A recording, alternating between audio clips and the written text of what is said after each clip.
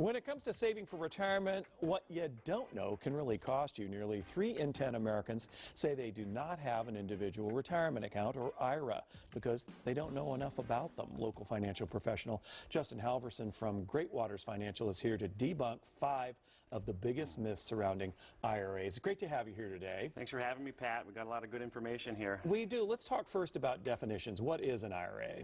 Well, it's an individual retirement account, and it's essentially designed as a savings vehicle to help people get prepared for retirement. Think of it more as a basket that would hold your investments than an investment itself. So an IRA could hold stocks, bonds, mutual funds, etc. One of the myths, let's get into that right now, is that they're all created equal. Yeah, and they're not created equal. There's different types of Roth IRAs.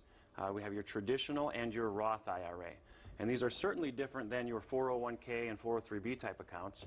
With the traditional versus Roth, the biggest difference in the two is that the traditional IRA, if we think of a farming analogy, is a place where we plant a field and we get taxed on the harvest. With the Roth IRA, we pay taxes up front, and then everything grows tax-free. The harvest is tax-free. Who can contribute to an IRA?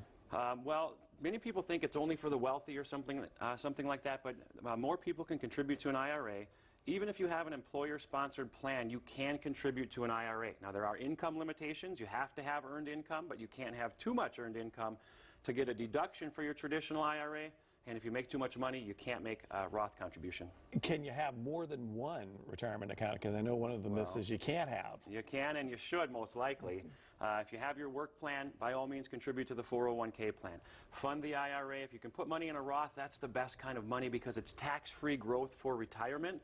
And at the end of the day, the more money, the more accounts that you have for retirement, the better off you're going to be. Can you leave money in an IRA forever? Not forever. Government says at 70 and a half, they're going to force you to start taking required minimum distributions.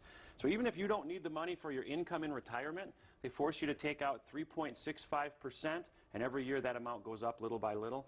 So the more money maybe that you could contribute from a traditional to a Roth pre-70, the better off you'll be in retirement. Is that money only accessible in retirement? That's not true either. There are ways to get at your money early if you need to. With a traditional IRA, there's a 10% penalty if you take out money prior to 59 and a half for any reason other than higher education expenses or first-time home buyers. With a Roth IRA, you can actually dig in, take out your contributions at any time, but don't do it. Keep the money in there, let it grow for retirement. And as you always say, the earlier you start, the more you have in the end, but it's never too late. That's right. Good. Thank you, as always. All right, Pat. Good information. If you missed any of this, you can find it at KARE11.com. Look under the 4 p.m. show.